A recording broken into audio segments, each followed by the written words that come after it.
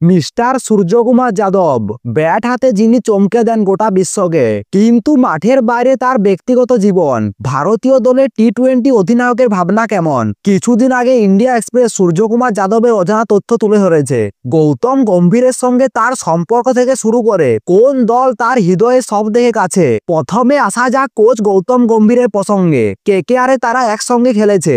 গৌতম ভাইয়ের সঙ্গে সূর্যকুমার যাদবের কেমন সম্পর্ক? সূর্যকুমার যাদব জানিয়েছেন, গম্ভীর আমার সম্পর্কে ছোট ও বড় ভাই হয়। আমরা কেকেআরে একসঙ্গে খেলেছি, সেখান থেকে আমাদের দারুণ বোঝাপড়া। এই রকম বহুবার হয়েছে। গৌতম ভাই কোচ হিসেবে প্রথম একাদশ বেছেছে, আমি আমার মতো করে বেছেছি। পরে দেখা গিয়েছে দুটি দলে হুবহু একই। আমাদের ভাবনা চিন্তা একই রকম। যতদিন যাচ্ছে আমাদের মধ্যে কথা বলার ইশারাই যথেষ্ট।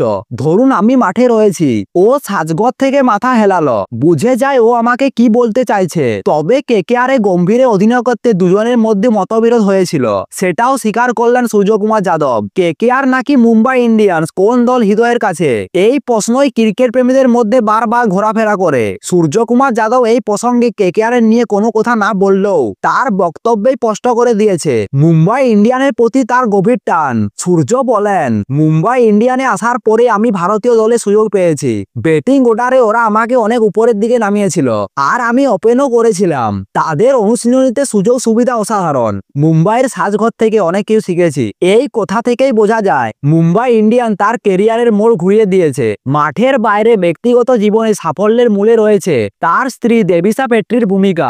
দেবিসার সঙ্গে তার পরিচয় কলেজ ক্যান্টিন থেকে, আর তার মোবাইলে দেবিসার নাম্বার সেভ করা আছে best decision of my life নামে। সূর্যকুমার যাদব জানালেন, পোদ্দার কলেজে বন্ধুদের সঙ্গে আড্ডা মারছিলাম, সামনে দিয়ে রুইয়া কলেজের একটি মেয়ে যাচ্ছিল। আমার এক বন্ধু বলল, সঙ্গে সঙ্গে ওকে বললাম পরিচয় তো করা। পরিচয় করিয়ে দিল।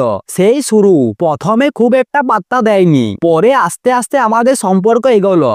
দেবিসা তার জীবনে কিভাবে শৃঙ্খলা এনেছেন সেই গল্পও শুনিয়েছেন সূর্য। দেবিসার সঙ্গে যখন পরিচয় হয় তখন সূর্য আইপিএলে প্রথম শ্রেণীর ক্রিকেট খেলতেন। দেবিসা জিজ্ঞেস করেছিল সূর্যকুমার যাদবকে তার পরের লক্ষ্য কি। উত্তরে সূর্যকুমার যাদব বলেছিলেন ভারতের হয়ে ম্যাচ খেলা। দেবিসা তখন বলেন, সেটা কি এমনি হয়ে যাবে? তার জীবনে ৩-৪ জন বন্ধু আছে যারা মাটিতে পা রেখে চলতে সাহায্য করে। তাছাড়া আমার স্ত্রী এই কাজটা করে। আইপিএলে প্রচুর রান করে বাড়ি ফিরলেও বলে, ওই রান দরজার বাইরে রেখে ভিতরে ঢোকো। রান না পেলেও বলে, সেটা বাড়ির বাইরে রেখে ঢোকো। অধিনায়ক হিসেবে প্রথমবার বড় ট্রফি জেতার পরও বিতর্কে জড়িয়েছে ভারত। এশিয়া কাপের পরও বিতর্কের মুখে রয়েছে সূর্য।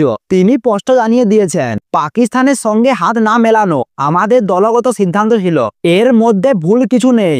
দেশের হয়ে কথা বলা তো অপরাধ নয়। সূর্য আরও জানিয়েছেন যে এশিয়া কাপের 2-3 সপ্তাহ আগে আমার ফোনের সব অ্যাপ মুছে দিয়েছিলেন, শুধু হোয়াটসঅ্যাপ রেখেছিলেন।